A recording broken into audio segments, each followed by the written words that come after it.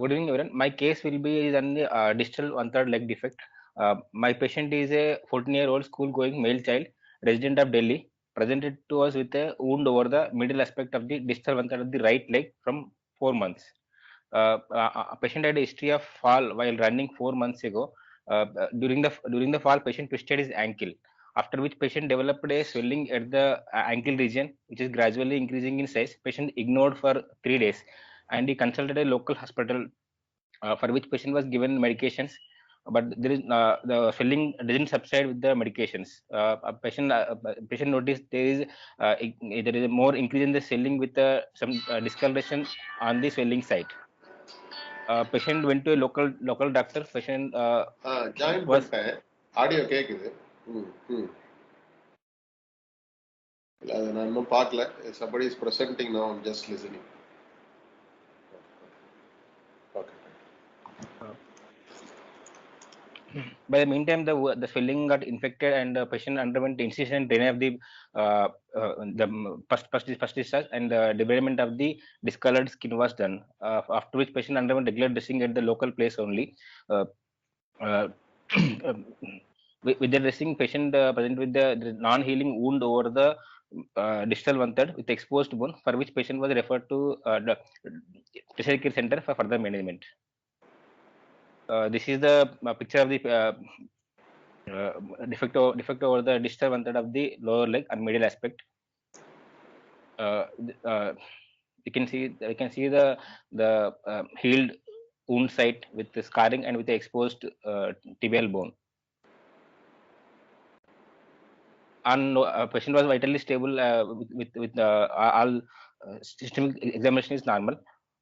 On local examination, there is no discrepancy in the length and circumference of the both lower lips. There is 2 into 2 centimeter wound present over the middle aspect of the distal one-third of the right leg, with well-defined margins and slopy edges, and the floor is formed by the dry, lusterless yellow tibia, with surrounding skin is surrounding skin distal to the wound is scarred with extent of 3 into 4 centimeters. And the movement of the ankle is slightly restricted. CRT of the all toes are normal, distal pulses are normal, sensations of the all fingers are normal, all toes are normal.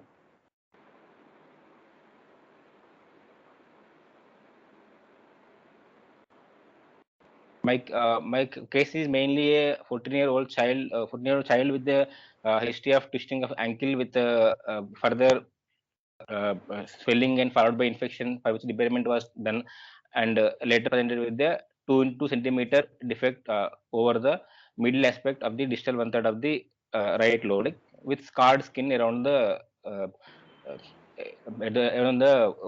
defect site.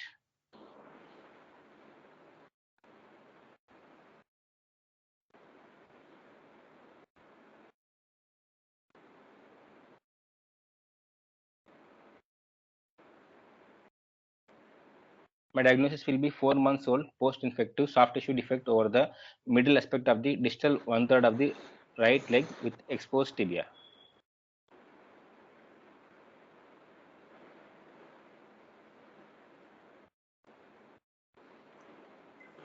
Hello. Yes, Dr. Ashok? Yes, sir. 1 minute. By the way, Dr. Bala has joined. Okay, sir. Yeah.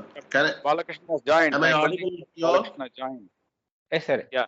Yes, sir. I will present again later, sir. Yeah. Yes. You just tell him, the diagnosis, you just tell him. He is on the line only. Okay. Yeah. Good evening, Dr. Balakrishnan, sir. Yeah, I could hear you. Am I audible to you all? Yeah. Bala. Welcome to the program. Bala. As a little, so we started with the case presentation. He No has problem. Because I have some yes, problem sir. in logging into the portal. Anyway, Yes, it's sir. okay. Okay. So, sir, you can proceed with the discussion. He has Right. completed the history and clinical findings. Oh, So, just how he interact in the examination, you can ask him the No from any point. You can ask the details or add, sir. Okay. Madam, he's an examiner. Don't Good worry. Yeah. It's Good evening, just like a exam only, sir. Hello, doctor. Yes, sir. Good evening, sir. Good evening. Good evening. It's Ashok Reddy. Okay. I Yes, was sir. there. Yes, sir. Yeah. Good evening, Ashok Reddy. Yes, sir. Good evening, sir. And I was there for half of your presentation. Anyway, and there is a raw area there in the medial malleolar and supramalleolar region, right? Yes, sir. Exposed according Yes, to sir. you. Okay, right. Right. So you said the child is 14-year-old. Yes, sir. Okay. What is the specialty about this wound? It's exposing the medial malleolus. Yes, sir. It is exposing In the a distal like 14-year-old, TBS. what do you expect? It's exposing the medial malleolus and the supramalleolar region. Okay. Yes, sir. Yes, sir. So what is the growing end for the tibia? In that way, okay, you can think in that line. Yes, sir. Yes, sir. Which is the growing end for the tibia? Now, the easy way to pick up the answer is we always say that the direction of the nutrient vessels to the tibia and fibula. Okay, from the knee I flee towards the elbow I go. That means what? The nutrient vessel, the nutrient foramina is directed from the knee I flee. They are all directed away from the knee. That means the growth centers are situated at the proximal end of the tibia and distal end of the femur. That's a growing end. Okay, this Yes, will yes, be sir. there, but in the boys, it will be around 13 to 14 years until the distal medial malleolus secondary epiphysis is diffused with the diaphysis. Therefore, there is a growing end is being exposed. So Yes, sir. this wound needs an urgent reconstruction. Unless otherwise, you are likely to produce some kind of growth disturbances, because if it is exposed for a long time, Yes, sir. okay, the growth plate may cause the disturbance. So you may have the problem later.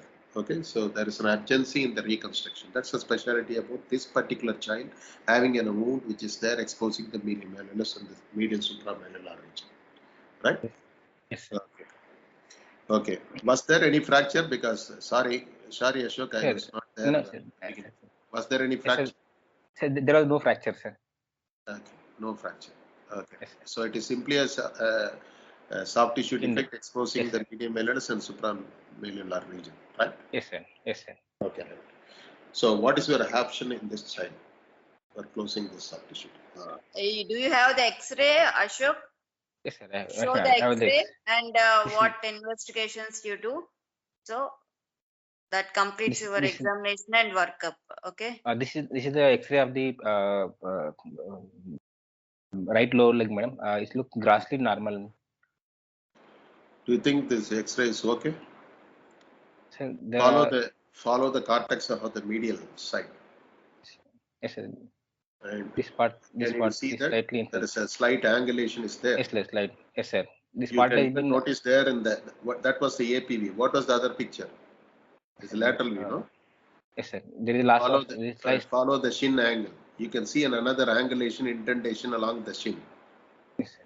Can you see that? Yes, And sir. Here similarly, I can there is also above the level of the epiphysis. You can see the epiphysis. Still, it's not completely fused with the Yes, sir. tibia. Yes, sir. I can see. Yes. So, what do you call this patient? Though he has got some stability, or there was a stability. Did you find anything like a tenderness or instability there on your examination? No, sir. There was no instability, sir. So what could be Patient this diagnosis for, just looking at the X-ray, what could be this? It was an exposed bone for the 4 months. So X-ray, from the X-ray. There is an angulation there at the medial cortex, angulation there at the lateral cortex. Okay. Any specific name given to the fractures in children?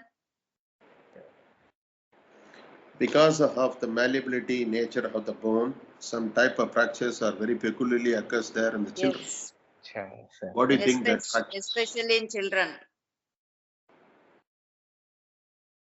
And this is a picture taken or immediately after the injury, or how many days old after this injury? This picture was taken. Is it a picture taken at the time of injury, Sir, or it's after 3 months. Just after the injury? No, sir. It's after 3 months when the patient presented to us. Sir, Okay. Sir, That is again a very good, interesting healing has happened. It's called green stick fracture. green stick fracture. Yes, sir. Green stick fracture. Yes, sir. So there was a good amount of healing is also present, and the bone is, the fracture site is undergoing a phenomenon called remodeling. Yes. Remember that the younger skeleton has got the phenomenal remodeling capacity. Okay, that's why it is hard for you to pick up the fracture. You would have sustained some green stick fracture. Okay, Yes. Yes. so don't say that it looks normal. Okay, Yes, sir. Yes, it's sir. obviously it's kind of an angulation at the level of the middle third and lower third, right? Yes. Yes. Okay, so but the fracture line doesn't. It was there well away from the growth plate. Okay. Yes. So, but anyway, the growth plate was exposed. So that kind of an adjustment. So what kind of the fracture classification we follow for the fracture that is running through the growth plate? Have you heard about any fracture classification? Just for an interest, if you know that. Because this is very important even in your hand cases where we manage, when the fracture runs along the growth plate. What do you call that? Classification Salter system. Harris. Salter Very Harris good. Salter and classification. Harris classification. Salter and Harris Harris classification. classification. Okay. So in the Salter and Harris classification, it simply based on the anatomical nature of the fracture line. Okay. So that will tell you exactly which has got the growth potential disturbances, or which is type of fracture has got a propensity for causing the growth disturbances. But here the patient though had a fracture well away from the growth plate, Growth plate. he has got an exposure of the growth plate. So we need to reconstruct as early as possible to prevent any kind of growth disturbances. Okay, right, come back.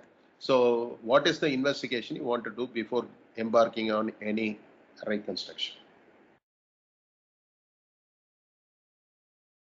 Yes, Ashok. Am I Yes, sir. audible to you? Yeah. Yes, sir. I listen. Yeah, please. So any kind of Sir, investigation before embarking on any reconstruction? The child had a wound nearly about 1.5 months, or I don't know. Is there? Okay. sir, I would like to go for a One you routine take an diagnostic. X-ray. What other investigation you want to do for this child? Sir, I would like, as in I like to go for a reconstruction of the defects. I would like to get a surgical profile done, routine investigations for the fitness for the surgery. Right. Before, And when for, do you declare a wound is fit for reconstruction?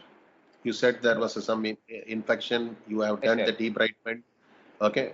When do you declare the wound is fit for reconstruction? What are all the Sir, prerequisites to say that the wound is fit for reconstruction?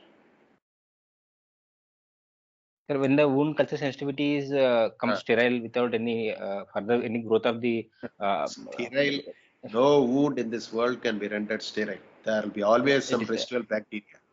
yes, There is a wound flora. You cannot eschew the bacteria from the wound. Okay. Right. So you have to do, as you are telling, you have to do culture and sensitivity, yes, right? sir. And what kind of a bacteria will prevent you to go in for any kind of a reconstruction? If you find this bacteria, it's better you treat the infection effectively, and then what kind of a bacteria, if you find on the culture report, they report to the microbiologist, because we are now doing a very old custom of taking a swab and sending it for the culture sensitivity. Of course, you have to do some normal saline wash and take a swab and send it for culture sensitivity, right? So Ashok, so if you send that, if they report a beta hemolytic streptococcus, Beta hemolytic, yes, sir. yeah. Beta Why hemolytic. this bacteria is omnious? Why this bacteria you think is omnious? So it destroys the connection. Okay, the bacteria is capable of producing fibrinolysins. Okay, enzymes that are produced by this bacteria will causes the lysis and prevents the not only the healing process when the flap is done. In the case of the graft, when you put it, it will always lead to the loss of graft. Okay, so beta hemolytic streptococcus. Yes, sir. Okay, so that is one thing you have to rule out. Okay, so how will you say that just looking at the wound based on the characteristics of you said that the wound edges were slopy. What else you will look for before embarking on, and you can differentiate just by examination that this wound is fit for reconstruction. What are all the characteristics of the wound? Just by inspection and your clinical examination, you can say that the wound is fit for reconstruction. What are all the characters you take into account? Of course, you can say that from the report now nobody does that. the 10 to the power of 5 colony forming units should be there per gram of tissue. A quantitative analysis, a quality and quantitative analysis has to be done. But though these were all said and done, nobody does that nowadays. Okay. But beta hemolytic streptococci is another omnious bacteria which has to be ruled out before embarking on any reconstruction. So that is the classical teaching. You have to follow that, Ashok. Okay, now tell me that, what are the characteristics of the wound before saying that this edges should be? Edges should be red and healthy edges should be there, sir. There should not be any bio. What are all the characteristics say that the wound has got a healthy healing front? So there should not be any biofilm over the wound, sir. Okay, very good, very good. There should not be any kind of a biofilm. Okay, yes, the biofilm. What do you mean by biofilm, Ashok? So it is right thing that thing. Yeah, proceed. Yeah. What is slimy layer? Slimy layer. Yeah, say a slimy layer in any chronic wound. Yes, yeah. Yes. In a case of a dry wound like this, looks like more of a dry wound, right? It's dry wound. It will be in the form of a pseudo scar. It will be in the form of pseudo scar. So it may be a pseudo scar. It could be a slimy layer. So that is more of a clinical diagnosis, the presence of a biofilm. So what is biofilm? What is your understanding about the biofilm, Ashok? So it is a slimy layer produced by the bacterial organisms over the wound. The bacteria produces some extra bacterial substance, EBS. Yes. Okay. Yes. Which in which the bacteria, in this matrix, the bacteria get embedded, and this particular bacteria has got a peculiar property quite different from the pathological bacteria. Yes, sir. 1 minute. Sorry. Now, class like நான் உங்களை கூப்பிட்டீங்களா? So this bacteria is quite different from the pathological bacteria. You understand that? Yes, sir. So it has got a quorum sensing. It has got a horizontal way of plasmid transmission. Very rapidly pick up all the drug-resistant genetic material among themselves, and they have the very slowly proliferating and metabolically inert bacteria. That's why it is not accessible for any effect of systemically administered antibiotic or topically administered antibiotic. Yes, sir. Okay. So the only thing is the mechanical debridement. There are other methods where you can. Okay. Yes, so you have to say that there should not be any kind of a biofilm. That's one of the thing. And apart from that, there must be a good healthy healing front shown by the epithelium. When they started growing, the movement of the epithelium, which is seen by the electron microscope, they get a tumultuous movement towards the center of the wound. Center of the epiboly. We call that movement of the epithelium is called epiboly. And that epiboly will create a kind of a healthy healing front of epithelium, which gets slightly heated up and get macerated from the wound exudate. That produces a white edge. Then towards the center, there is a granulation. So there is a redness. In between the redness and the white macerated epithelium, there exists a blue zone. We call that as a WBR zone. If the WBR zone is there, the wound is healthy. That means it doesn't have much of omnious bacteria and is ready for reconstruction. That is how we declare the wound. And there should not be any kind of granulation, should not be any fiery red, not easily bleeding, it should be flat. Okay, these are all certain criteria to say that the wound is ready for reconstruction. Good. Yes, Ashok, now what is your other investigation? You said that other are general investigation. Related to this wound, you said that the wound swab and culture sensitivity and X-ray you have already taken. Yes. Okay. Okay. Now what is your any kind of a pre-operative? Now we are now living in the era of perforasomes and perforator flaps. Any other thing you want to pre-operatively do something for this boy? Sir, I would like to get a Doppler examination done for the location of the perforators in the nearby What? Sir, in this case, the wound is on the medial Doppler instrument, which you will use it for location of perforator. Yes, sir. Yes, sir. What is a Doppler? Is it a 10 megahertz? What is the frequency of the Doppler? It's an handheld pencil Doppler, which commonly we use for location of the So we use perforators. 10 megahertz handheld Doppler, Yeah, sir, in our very good. department. Very good, very good. So, how do you locate this perforator? What is the problem? Peculiar property about locating the perforator in the lower third of leg. You know that? Sir, in lower third there is no Published there a is no paper soft in tissue. IPPS recently, maybe about an year or back. Okay. Yes, sir.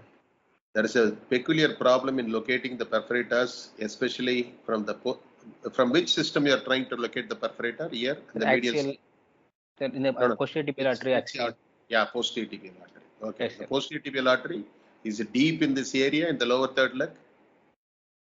So in the Or distal one third, superficial? in distal one third it becomes superficial. In middle one third to distal one third it becomes superficial.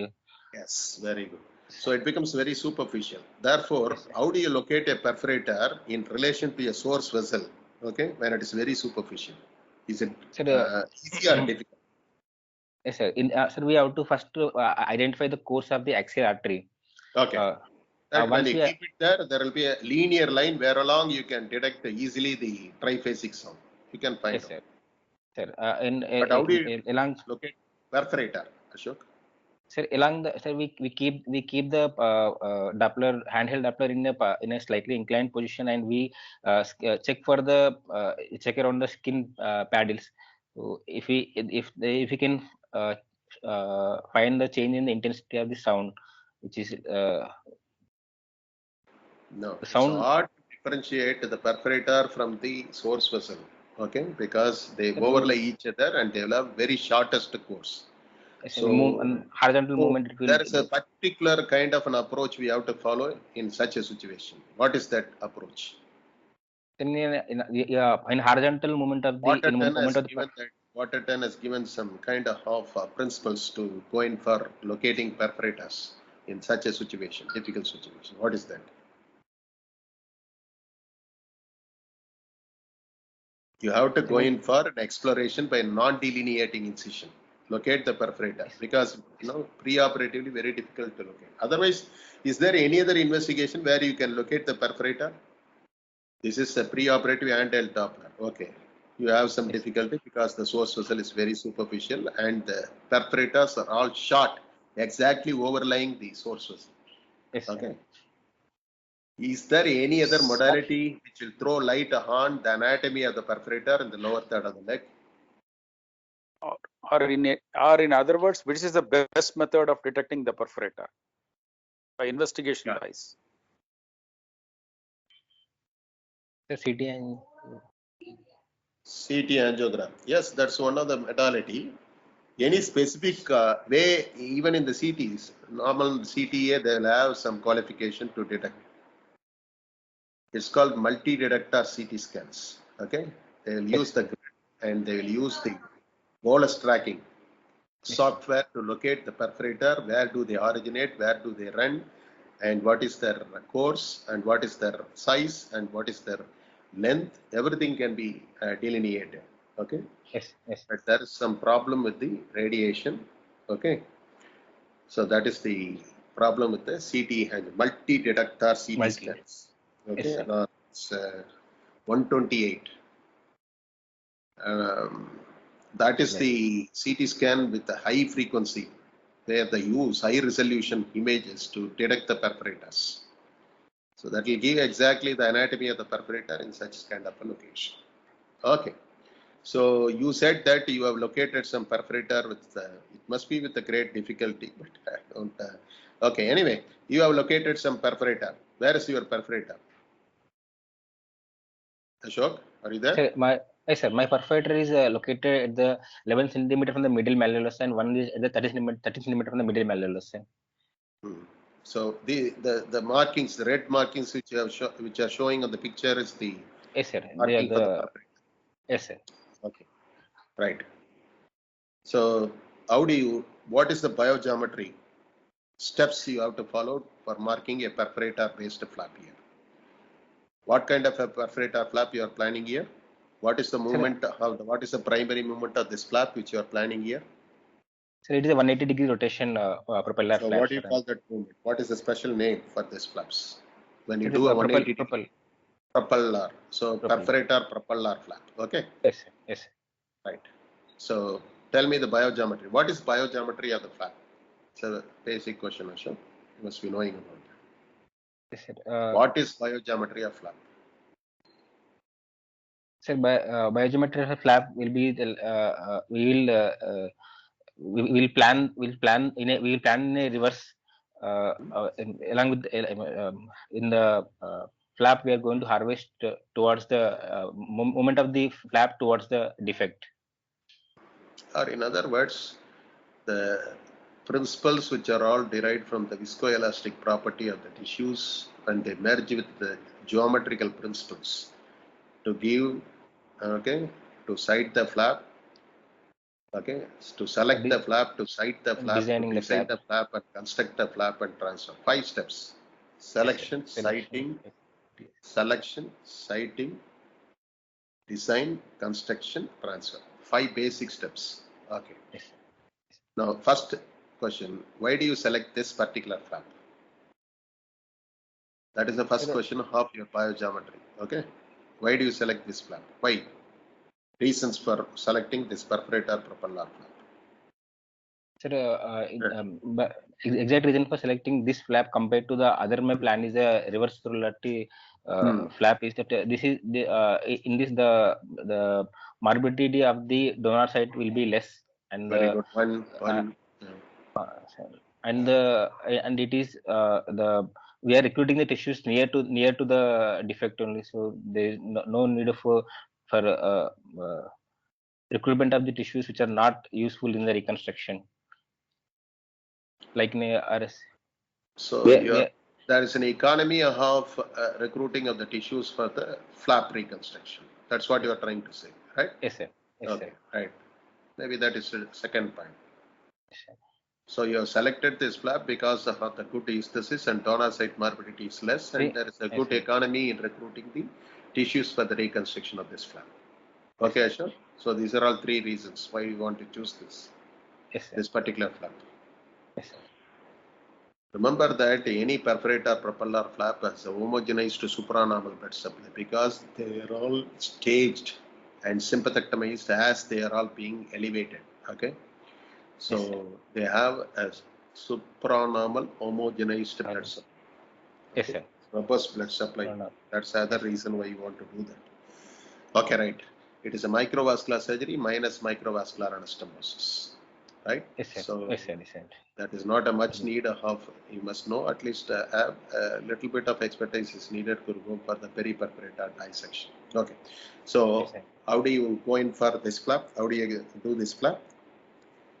So the next step is in the biogeometry is the sighting of the flap. Okay.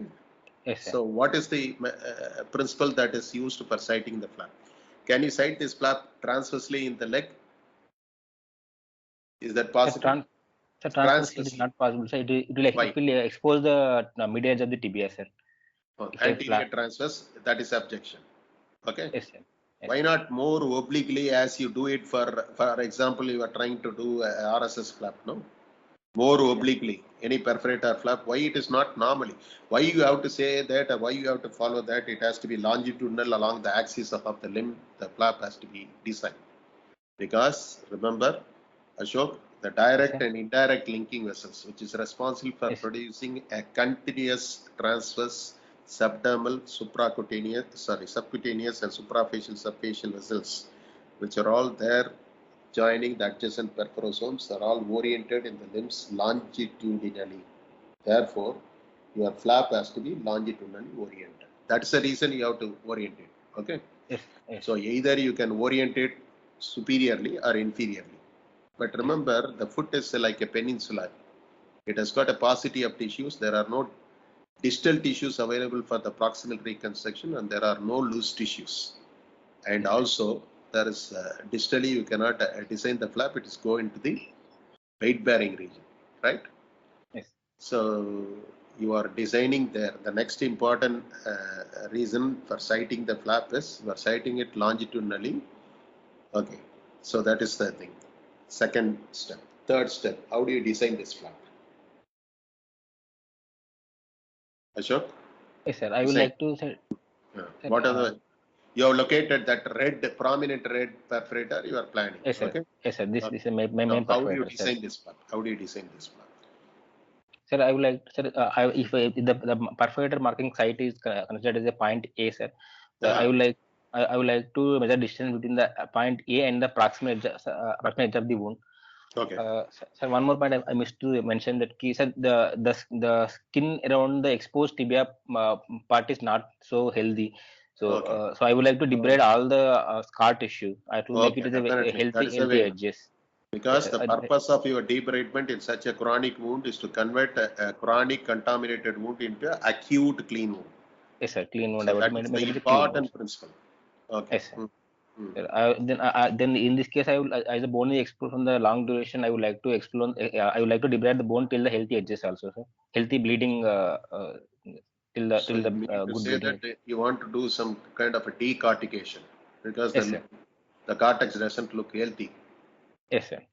Okay. Till the bleeding prominent will appear, so I would like to debride the bone.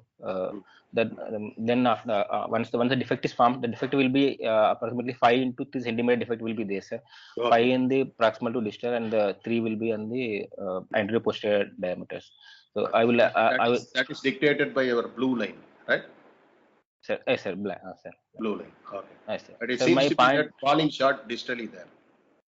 Look Yes, at that. Your blue line is falling short of the wound distally. Look at that. It has to be extended, no? Look at that. There is a raw yes, area sir. extending beyond your blue Sir, line. here the chances of bone exposure is not so high. So that's why I debrided this much, sir. It's not for the bone. No, when you give the insert, you are taking a flap of that because you are going to put a skin graft there. What is your idea there? Why do you want to fall short of debridement? No, you have to debride the wound. Yes, sir. Yes, sir. The idea is to convert all the parts of the chronic contaminated wound into an acute clean wound. Yes, sir. So I will the wound debride has to completely. be, yeah, Yes, sir.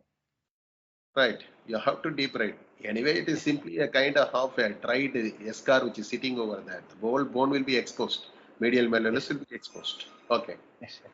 Hmm. Then from if I consider my perforator, the dominant perforator point as A, so I would like to measure distance between the point A to the proximal end of the defect and the from point A till the distal end of the defect. That Okay. and So you from said the you will measure the point of the perforator to the proximal end of the wound and then the distalmost point of the wound. Both the distances you are measuring. Okay. With that, yes, what are you yes. going to do? Sir, You have from measured both the distance. yes, sir. Sir, from the perforator point to the distal end of the wound, this will be the my longitudinal length of the pupillar flap on the proximal aspect, which I make it as a B, point Okay. B. So this point will rotate and will come on to the it will consider the B dash. 1 minute. You are going to Yes, be projecting that particular distance which is there from that perforator point to the farthest edge of the defect. yes, sir. And you are simply taking the same distance and projecting it proximally. Is that Yes, sir. what you are trying to tell, Ashok? Yes, sir. Same distance. Yes, sir. No. There must be a kind of an allowance. If you take any flap that is more prone for, or any flap because of the Yes, sir. viscoelastic 1 property, centimeter. they will have 1 1 centimeter extra. allowance should be given Extra. for what? 1 centimeter allowance is for what? Ashok? So the skin Allowance is for size. what? Why do you give an extra 1 centimeter distance from that perforator and design a flap proximally? Why? There is a primary contraction in every. Yeah, primary contraction of the flap. Okay. Yes. Yes. So your distance which you have marked doesn't look like that. It looks even less than that. Measure the distance. It So doesn't look actually, this case I did last 2 months back, sir. For a presentation I was marked in the iPad. That's why it come like this, sir. In a real case, I marked it perfectly. With the reverse planning and everything, sir. Since you are presenting and you must follow the same principle, whatever that, it may be, right? So from the perforator to the farthest distance of the defect, you measure whatever the distance that comes. If it is going to be x plus 1 centimeter, 1 centimeter, you have to project from the point of the perforator towards proximity to determine the dimension. What is the longitudinal dimension of the primary blade of your propeller flap? That is going to determine the length of the primary blade of the perforator propeller flap. Yes, sir. Okay, Ashok, now you understood Yes. that? Then one Yes, more sir, I dimension you have to take into account. What is that? Yes, sir. So, the width of the flap, I have to take it as the Width of the defect. width of the defect. I have to. The greatest width of the defect, you measure it. Okay? Yes, sir. And Yes, then sir. transfer. Is there any allowance you are going to give that for that orthogonal axis? Here also 1 cm. 1 centimeter. Remember, always the primary contraction is more towards the orientation of the the horizontal in the orthogonal plane. The amount of contraction is less. Therefore, you can give an allowance of 0.5 centimeter there. Yes, sir. Okay. Suppose that the greatest width is y and y plus 0.5 centimeter. We can add that. Okay. Yes. Proceed. So that is the designing. Okay. You are done the designing of the flap. So how do you construct? Yeah. What is the anesthesia? We'll do that. What Sir, anesthesia? sir, in this case, I would like to prefer for a spinal, another spinal anesthesia. I would like to go for a. So 14-year-old child is okay for spinal anesthesia, right? That's what you are saying, right? 14-year-old child cooperate for any spinal anesthesia. Do you think so? Sir, as patient is a child, I will go for a general anesthesia. Sir. In adult patient, spinal anesthesia. Patient is 14-year-old. You only say. Yes, sir. Yes, sir. Yes, I forgot. Okay. So general anesthesia. Okay. Because you need some compliance for a spinal anesthesia, right? Yes. So you give an inhalation anesthesia, you can, pacify the child, and then you can go in for the general anesthesia easily. But you cannot. You need some cooperation from the patient for entering your spinal needle of 26 gauge into the proper intervertebral space, into the epidural space, or into the subarachnoid space. Then only you can instill your drug to have a successful spinal anesthesia. For that maneuver, we need some cooperation from the patient, assuming some posture. Okay, that will not be. Do you think that the 14-year-old child will be doing that? It will not be possible. Therefore, general anesthesia. Okay. So under general anesthesia, any other thing you wanted to before going for? Sir, I have to apply tourniquet at the. Very good. Okay. So tourniquet is applied. What kind of a tourniquet will be preferred in this? There are two types of tourniquet. Okay. What are the things?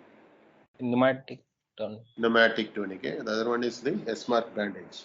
Yes, sir. Will you do an exsanguinating tourniquet or based on the method of application?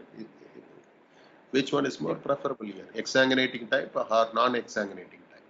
Sir, especially in this when case, you want to do a perforator propeller flap. Non-exsanguinating tourniquet will be better. Why? In a perfect plan. You are right, Ashok. Why? Give me the reason. Sir, if we do that, the perforator will also collapse. Then we could not identify the perforator in exploratory incision, sir. So very good, very good. So that is better not to go in for exsanguination tourniquet. Okay. Yes, sir. So it's better to go in for just an elevate, and then you give the tourniquet. Not we always say that before inflating the tourniquet cuff, a long time you do that, elevate it until the surgeon feels the fatigue in his own hand. Until then you have to keep the elevation, and then you inflate the tourniquet. That's what normally we do. But here you need not. Okay, because we need to have the distension of the vena comitatus of the perforator. Okay, so that's needed. So for that, as you said, Ashok, you need to non-exsanguinating tourniquet was applied. What is the pressure you want to inflate the cuff? What is the guiding principle in inflation? So we use in systolic blood pressures plus 120 mmHg. I would like to give for a lower limb case. Okay. So why that more than systolic pressure 120? Because when you apply a tourniquet just above, suppose the child has got the BP of 110 recorded there on the monitor. If we inflate the cuff more than just 112, it's going to occlude. Why you want to keep 120 mmHg above? You are right, Ashok, but you must the collaterals. High pressure collaterals will open up as soon as you occlude up to the systolic pressure. So to occlude those high pressure collaterals, you need to give that 120, especially in the lower limb, above the systolic. right? Yes, sir. Yes. You are right, Ashok. You must give the reason. You must know why you want to give that 120 Yes, sir. elements. The high pressure collaterals Yeah, compression. to occlude the high pressure collaterals, which will open up only after 112. Okay, Yes, sir. you understand. Okay, good. Proceed. Now the child is under anesthesia. You have the tourniquet cuff is there, and you didn't inflate that because you have to save the time under anesthesia and the tourniquet. Therefore, you have to mark first. Okay, so you have marked the flap because you already planned it. So you have marked the flap, and then you have now elevated the cuff. Now that you are ready to go for surgery. What is the incision you will put?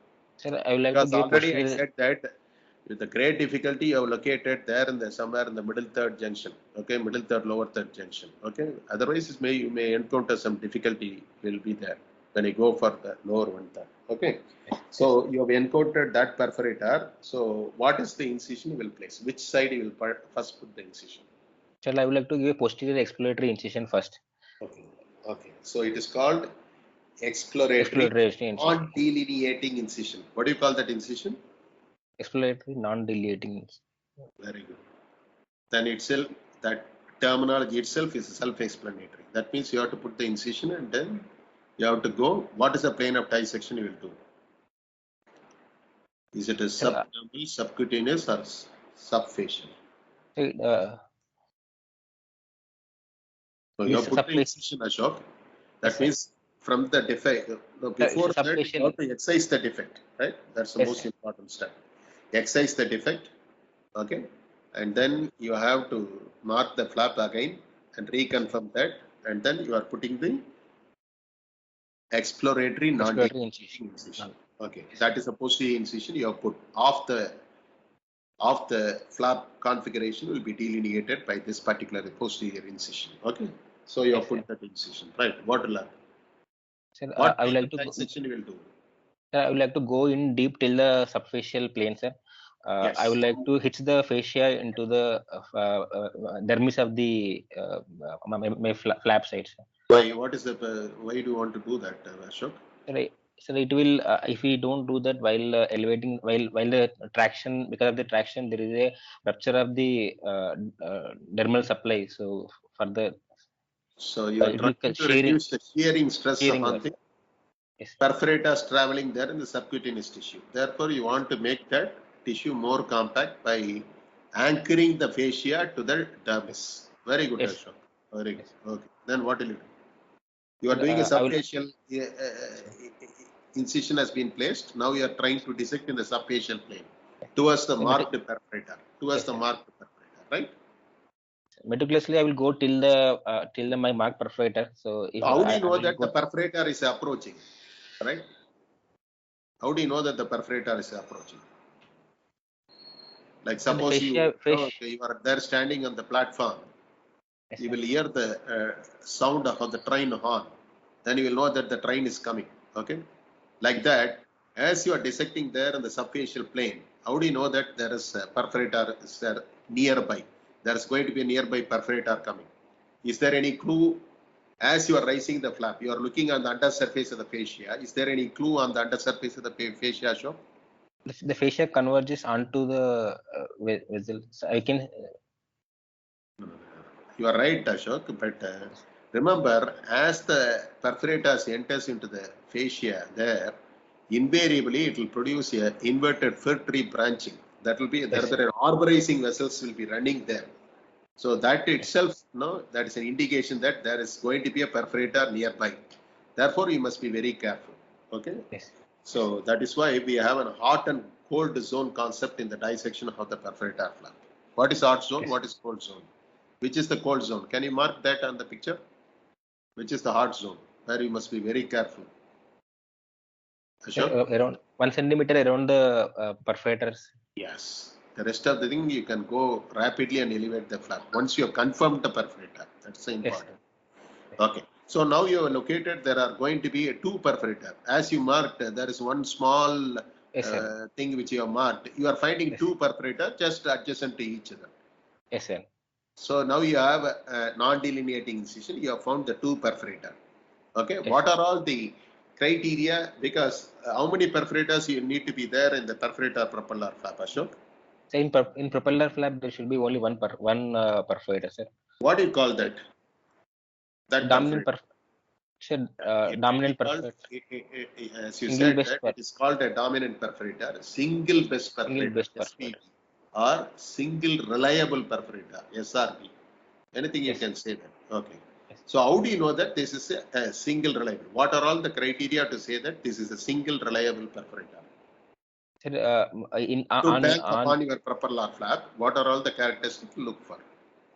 sir, on just inspection, if we can see the difference in the caliber of the perforators, so we would like to choose the better caliber perforators, and the perforator should be nearer to the That is, you are looking location. for the dimension of the or size of the perforator at the subfacial level. Very good. Okay. Yes, sir.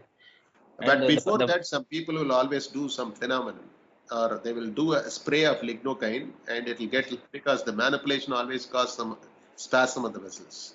Therefore, they spray and wait for some 5 minutes of lignocaine spray, and then look for the size of the perforator. They will assess the perforator after the 5 minutes of lignocaine spray. Okay, right.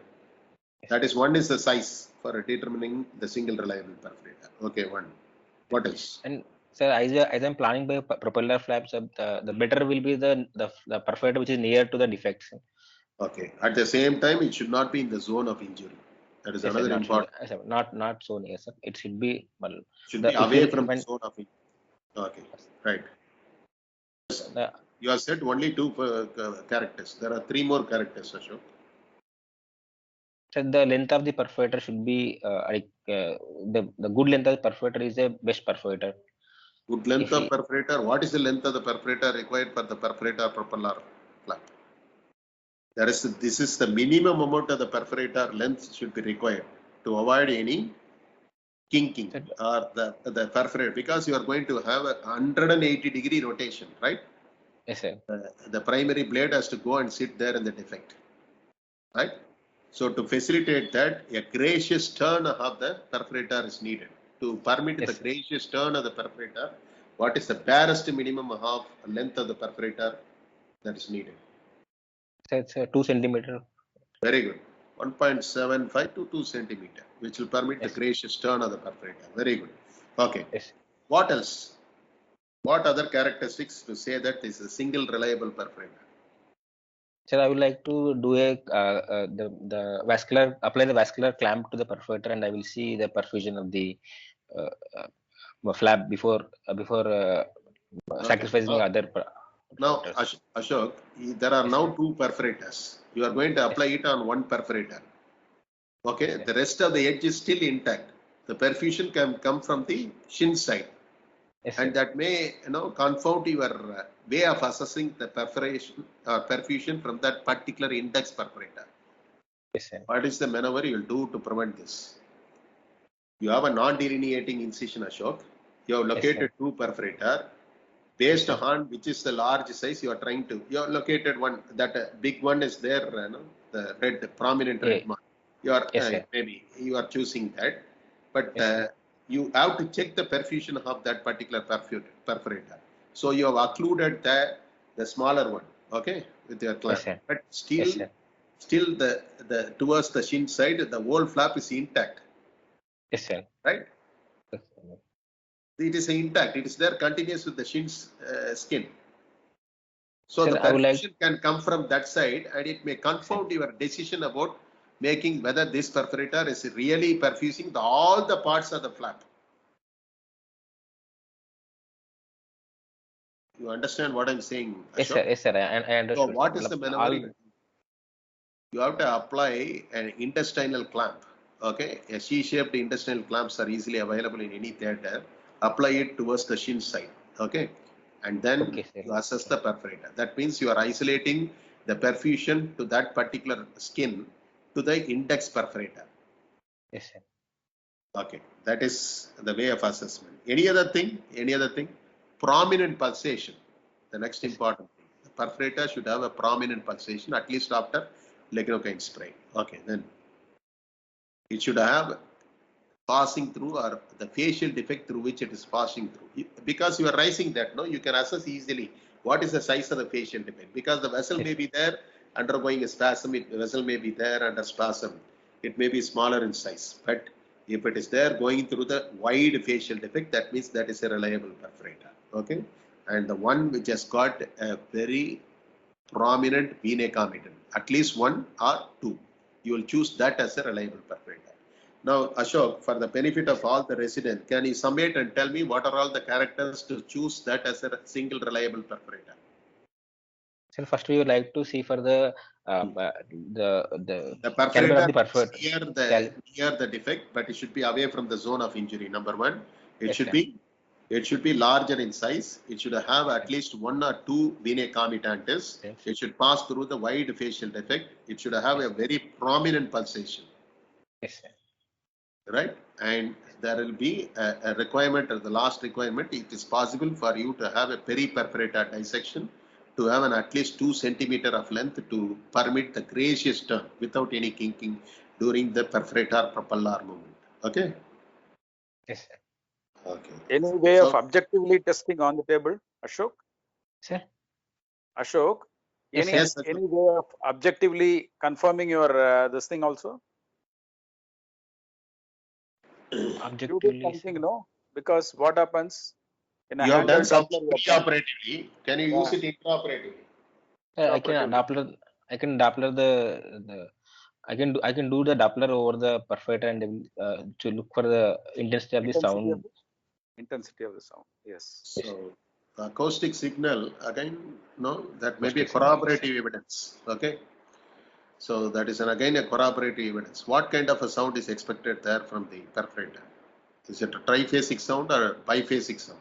Normally happens with the perforator. See, perforator it has a biphasic sound. Biphasic sound. Right. So if you could locate that, that is an indirect evidence that the perforator has got an at least a 40 centimeter per second of the blood flow rate, which is adequate enough for survival of that particular perforator. Because a velocity which can be correlated that with the biphasic sound, it can perfuse that particular flap or particular no. Again, there is a baffling question which exists. Nobody could answer that question. So we have done certain statistical analysis in the perforator flap. We have published that long time. So what we have found out that by the Hart's ratio statistical analysis is that any perforator propeller flap which has got a dimension greater than the 1/3 of that particular segment. It may be, if you are taking it in the leg segment, 1/3 of the length and 1/3 of the girth. If any perforator propeller flap exceeds that particular dimension, it is more prone for failure. Okay, so that is the guiding principle. It's a very, I must say that very superficial guiding principle, but it may be useful. Okay, so a flap dimension that should not exceed the 1/3 of that particular length segment and 1/3 of girth segment. A flap dimension, when that is not exceeding that particular segmental 1/3 length and 1/3 girth, it will be a very safe flap. Okay, so this is definitely a very safe flap which you have planned. Okay, Yes, sir. right. So then you have chosen that as a broad, lengthy one, or sorry, that bigger one as your single reliable perforator. You are completing the incision on the other side, right? Yes, sir. I'll complete the incision and I will come 360 degrees. I will delineate from flap from the surrounding tissues. Okay, so you have to do a periperforator dissection. Okay, so where is the perforator arising from? What kind of a perforator is this? What is the classification you know for the perforators? Which perforator classification you are following? Ashok? What type of perforator is this one? This is a septocutaneous perforator, sir. Septofasciocutaneous perforator. That Yes, means sir, it's passing through a septum. What septum? Between what two muscles? You said So it is between the arising. tibialis. Yeah, come. Yeah. It's between the tibialis anterior and the soleus. Tibialis anterior comes in the posterior compartment, Ashok. It comes in the anterior compartment, sir. You itself say that tibialis anterior. Then now it comes to the anterior posterior compartment. We are dealing with the posterior compartment here. So what is the septum? And that septum lies between, when you say septum, it's between the two muscles. What are the two muscles? close to the lower two-third on the posterior surface of the tibia, there is a muscle which is arising, which is responsible for causing the flexion of all the toes and get attached to the base of the distal phalanges of the toes. Yes. What is that muscle? Given the clue. The flexor distal. Yes, flexor digitorum longus. Okay. Yes. Okay. Deeper to that and lateral to that, we have the tibialis posterior arising there. Okay. So tibialis posterior will, as it approaches the posterior aspect of the medial malleolus, it will groove the malleolar fossa, but the flexor digitorum longus will come posterior to it. Okay. So between the flexor digitorum longus, the place where you are located the perforator, it will pass through between anteriorly located flexor digitorum longus and posteriorly located soleus and the gastrocnemius complex. Okay. So that is the septocutaneous sphincter. What are the what are the other perforators types? Ashok? So then direct cutaneous perforators will be, sir. Direct Then cutaneous perforator, good. septocutaneous, fasciocutaneous. That's what septofasciocutaneous, right? Next, any other type of perforator? Musculocutaneous perforator. Musculocutaneous perforator. Any other types of perforator? We are following currently the Nakajima classification. Nakajima classification. There are 6 types of perforators described in this. You have already said 3. What are the other types? Sir, it is a indirect septocutaneous. Direct perforator, indirect perforator. Direct perforators are direct cutaneous perforator. Indirect perforators are septofasciocutaneous perforator and musculocutaneous perforator. Any other perforators to the skin? I am talking about only the perforator to the skin. Osteocutaneous perforator, glandulocutaneous perforator. Have you heard about these perforators? Yes, sir. It's a glandulocutaneous for the superficial temporal artery, parotid gland, sir. Osteocutaneous. Very good. Glandulocutaneous perforator and osteocutaneous. Can you name osteocutaneous perforator? Any osteocutaneous perforators? Sir, in a supratrochlear. Very good. Supratrochlear, supraorbital, infraorbital, mental foramen through which the inferior alveolar artery also exists as a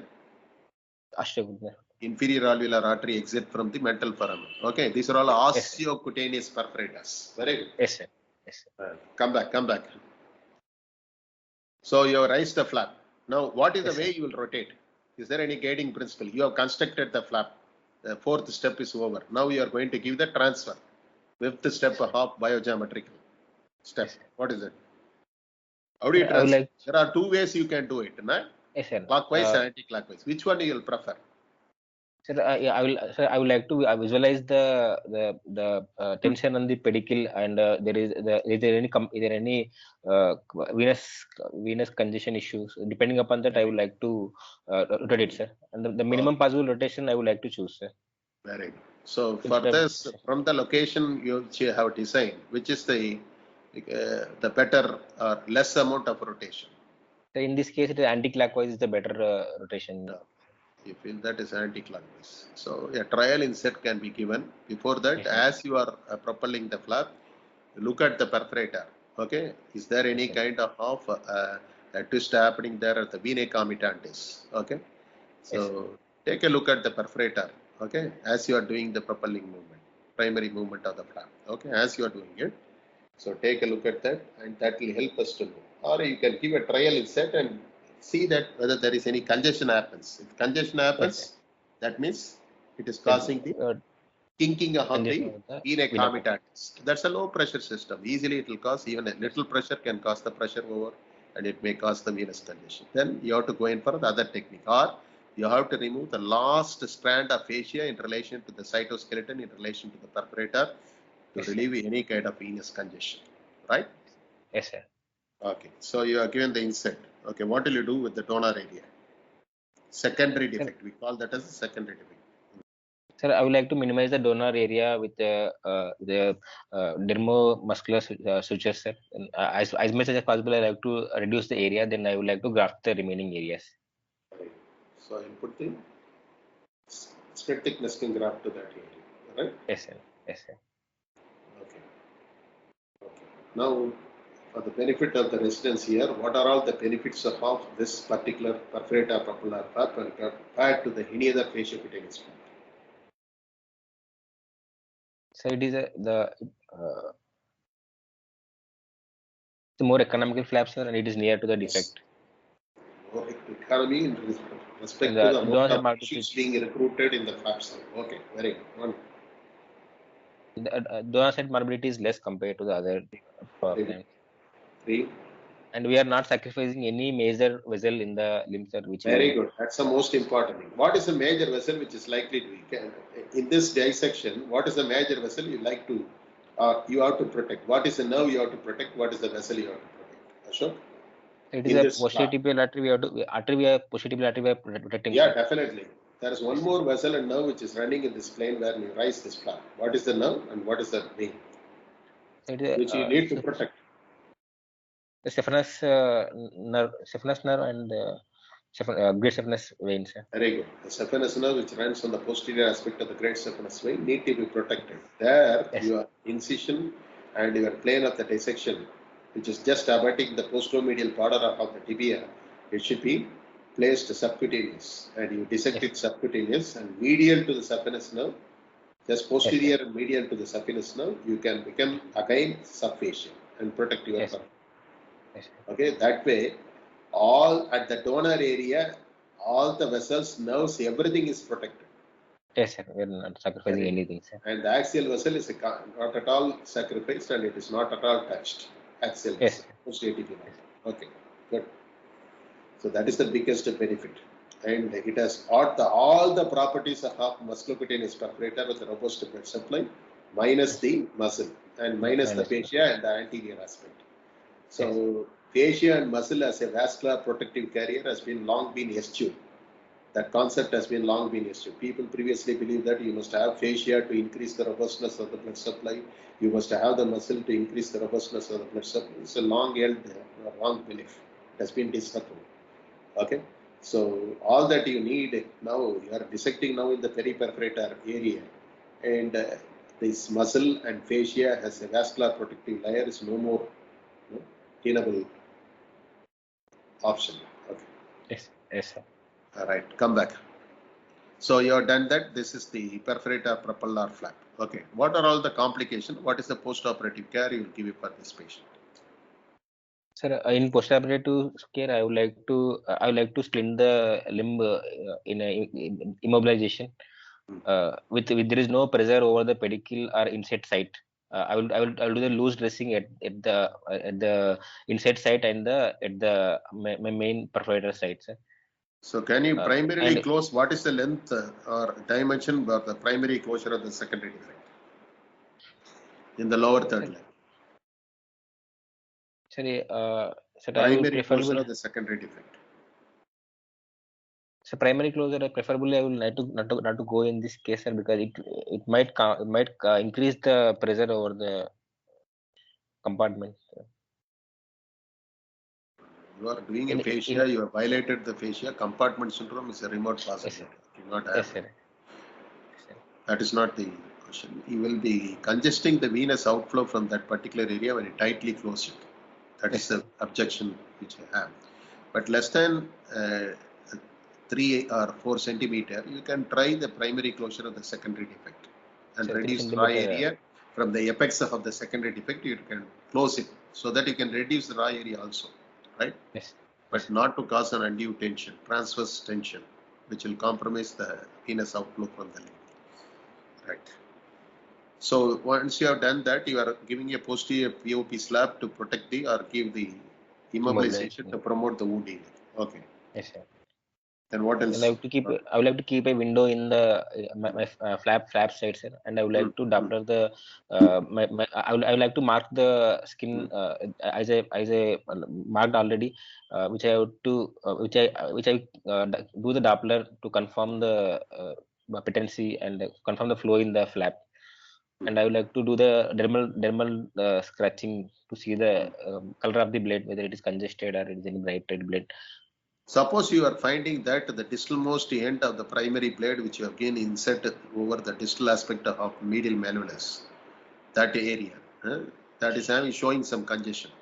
but you So I would like scratch it to, in the middle, it is bright red bleed. So what is your plan of action in this situation? sir, I would like to remove the sutures which are causing maximum tension, Very good. so that there is no Remember, the tension sutures are causing the obliteration of the subdermal veins and producing the Yes, local venous congestion. yes, So if you remove the sutures, you are going to yeah, save the flap, yes, sir. the entire extent of the flap. Good. Okay. So organizers, can I go for the lecture and then we'll have another teaching session? I think you can go for the talk, Okay, sir. Bala. I Yes, think you can yes. go for the talk. Then we'll Yes, go Radha. for the next course. That may be Okay. a short piece.